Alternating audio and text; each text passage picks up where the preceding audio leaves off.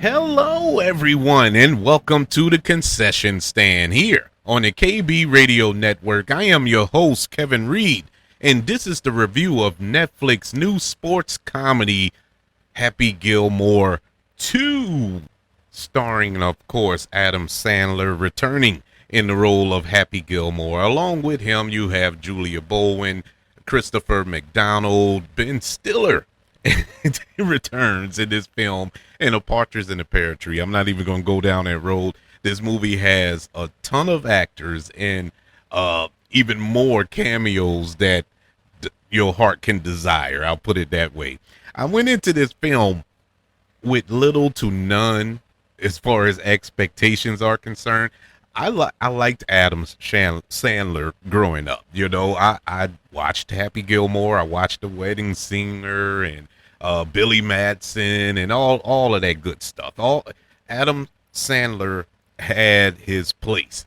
You know, I enjoyed his films for what they were. You know, nothing that was going to rival the award season when they came around, but as far as comedy entertaining, it's a certain style. You have to have a certain taste for that particular style of comedy. And around that time, that was my style, you know, silly, goofy, irrelevant styles of comedy. And I'm older now. We're much older.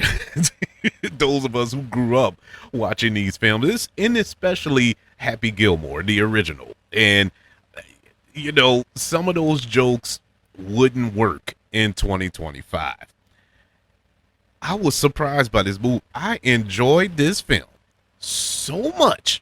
I had no business having such a good time with this movie. I mean, smiled from ear to ear watching this movie. Laughed out loud. You know how good it felt to actually have an outburst of laughter watching a movie?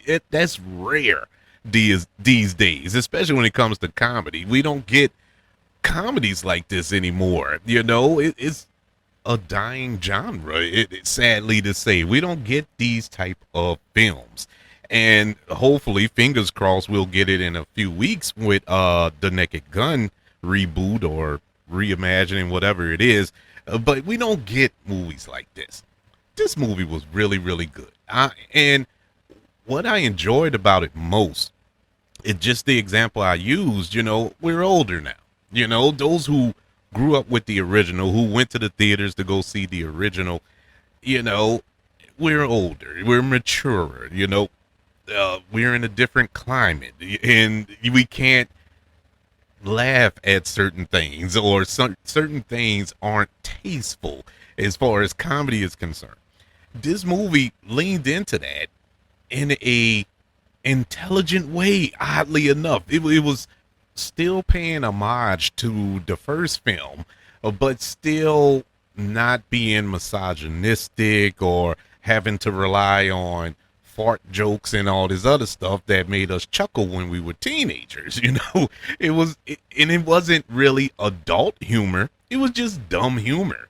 And it was a joy to watch, man. And speaking of paying homage to the first film, this film was made strictly for fans of the Happy Gilmore film from 30 years ago, or however long it's been since that movie came out. This movie made so many references to that movie. If you didn't watch it, you would probably be lost. And that's my knock on it. And I'm knocking it because of those who, you know, younger viewers who probably didn't watch Happy Gilmore, which is odd because it's on Netflix where Happy Gilmore 2 is on. So you can watch it and go into Happy Gilmore 2, even though they're not direct sequels or whatever the case may be. But you can still watch it, and it would make it that much better. I will say this. I'm glad I didn't rewatch the first film. And I implore you, if it's been a while since you've seen Happy Gilmore, don't watch it. Wait till after you've seen Happy Gilmore 2. And test your brain. Let's see if your brain can catch the references and the cameos and whatnot that's in this movie. Now, I will say this. Another knock I would put on this film, you don't have to really stretch your brain to find the cameo. Well, not the cameos, but the references to the first film, because they'll show you in flashback why that character is in this movie. It's kind of a step by step. Like, okay, in case you didn't see the first one, this is why we're talking about. It was like that, kind of dumbed it down for those who haven't seen the original. That part I'm not going to say I didn't like. It was a cute reference, but I knew what they were doing, and it kind of made me upset a little bit. Like, man, you ruined the fun in a way. It makes it to the point. Well, I don't have to watch the first Happy Gilmore. That I could just watch this one and know exactly what took place in the first one, and basically that's what it does. But for those of us who watched the original, it was a treat. And if you're a huge Happy Gilmore fan, if that's your favorite Adam Sandler movie, this will be your favorite. This does not deviate from that film at all, man. It has the same heart, the same tone, the same comedy, the same actors that was in that movie. A heart-touching, not moment, but it stretched throughout the entire film, and it was beautifully done. Beautifully done. As we know, there are characters that were in the first film played by actors who passed away between the releases of these two films. You had Bob Barker, who passed away, long time host of The Price is Right. He was on Happy Gilmore, in that epic fight scene on the golf course between him and Adam Sandler. Carl Weathers, man, known for playing Apollo Creed and Action Jackson. He was in the first Happy Gilmore. Who was the other actor? It was another one, but it escapes my mind. No disrespect intended there, but they did a homage in a way that, it was just touching, and it wasn't like sob, like, okay, they're not here no more. They really paid honor to that character and to that actor, whoever it was that were in the film. One of my favorite moments, and this is non-spoiler, but I think this was in the trailer, because I remember seeing this before it happened in the movie, or at least while it was happening in the movie. I like, oh, that was in the trailer.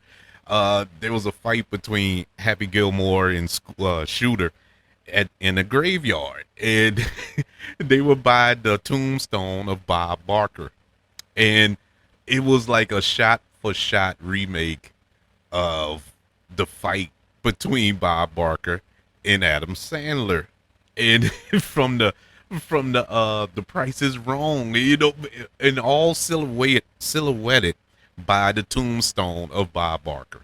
In the throat, the grab of the throat, everything was there, and I'm like, perfect. That was so perfect, man. They did that excellent. And they did it throughout the film with other characters as well. I'm not going to get into all of those, but it was heartfelt. I really loved that about it. The new additions to this cast shocked me, man. Bad Bunny. Why isn't he in more movies? I seen him a couple of years ago. He was in that film with Brad Pitt, Bullet Train. I thought he was good in that, but he wasn't in it long, and he didn't speak. It was to the point like, okay, is his English that bad that they didn't want him to speak? But his English was perfect in this movie, and he was funny in this movie. He was good. Travis Kelce, Reggie Bush is in this in this movie with a cameo. Becky Lynch from the WWE, MJF from AEW. They had everybody in this movie. That I was like, wow, they got him. But the biggest shocker that I didn't see coming was Eminem. Eminem was in this film, and he played the son of the man, and I think that's the actor who passed away between the two films.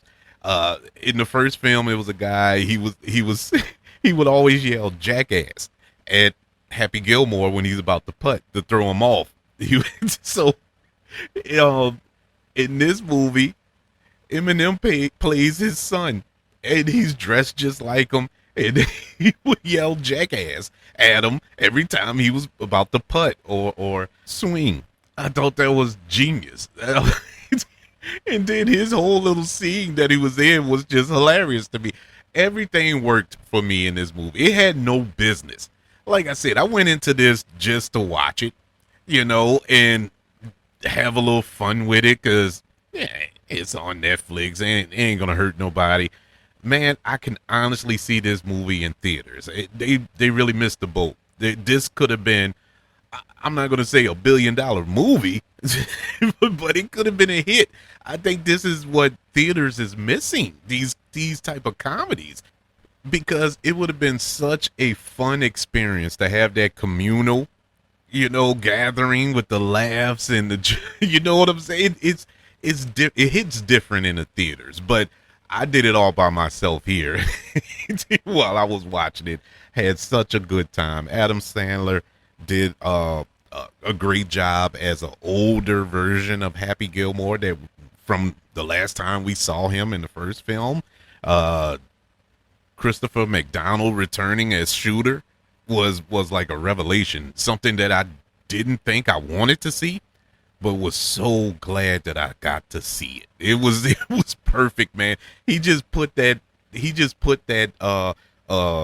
not costume, but that character back on like that's him. You would think that's him in real life. As seamless that he was able to capture this character that he played 29 years earlier. It was perfect, man. I really enjoyed it, if you can't tell. Happy Gilmore 2, which is currently on Netflix, gets a letter grade of a B+. Yeah, it is really funny. I had my hiccups with it. Some of the jokes didn't land.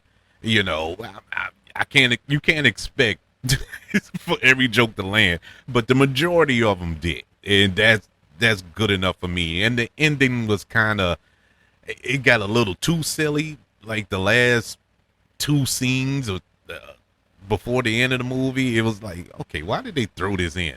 It was just a needless scene.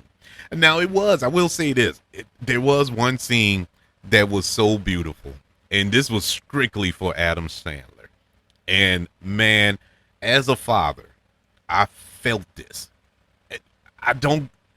Trust me, I don't understand why this hit so hard, but it hit me so hard to the point I had tears welling up. They didn't fall, but they were welling up in my eyes. And it was the scene. His real life daughter is in the film. Actually, I think all his children are in the movie making an appearance. But there's, I think his oldest was in it more. She actually had an actual part in the film. And at the end, it was a scene, and she doesn't play his daughter, but and he says to her, you're a cool kid. And she was like, yeah, you remind me of my dad. And just the look, it wasn't acting from Adam Sandler. It wasn't acting. It was a look of sheer pride that he had. And it was so, I'm getting chills thinking about it now. It was just a beautiful scene. And it was inside of the dumbest scene in the movie. But that saved it. That little section of it saved it for me. Probably because I knew that was his daughter. If you didn't know that was his daughter, it probably wouldn't hit. It probably went over your head. And now that I'm telling you, But at the same, I knew going in that was his daughter. And I just thought that was a beautiful moment to kind of put a cherry on top of the sundae that is Happy Gilmore 2. But I would love to know, have you checked out Happy Gilmore 2? And were you a fan of the first film or what is your favorite Adam Sandler film? I don't know if I particularly have a favorite. I think The Wedding Singer is my favorite out of all of his during that era when he was hot, when he was popping out these movies back to back to back. I think that The Wedding Singer is probably my best, but I would love to know yours. Email the show, kbradiopodcast@gmail.com. You can also search for the show on all social media platforms. Just search for the KB Radio Network. Also, don't forget about YouTube, ladies and gentlemen. Smash this like button, subscribe to the KB Radio Network channel, and share this video if you don't mind. Don't forget about the 5 stars, the reviews, and sharing this show if you're listening on Apple Podcasts, Spotify, iHeartRadio, wherever you are currently listening to the concession stand here on the KB Radio Network. Everybody, thank you for joining me for this review of Happy Gilmore 2. Want you all to know that I love you, continue to love everyone, and until we speak again, you all be blessed.